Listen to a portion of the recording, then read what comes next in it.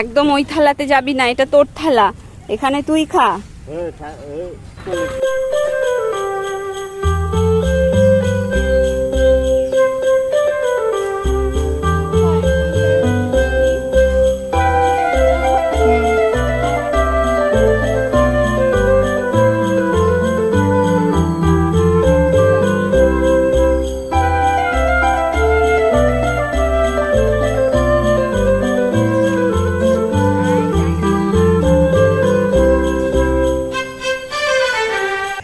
ওদের হচ্ছে কি দেখলে যে ওষুধটা দিলাম, ঘাটা আগে আরো অনেক বড় ছিল, এখন অনেক কমেছে, তাই তো?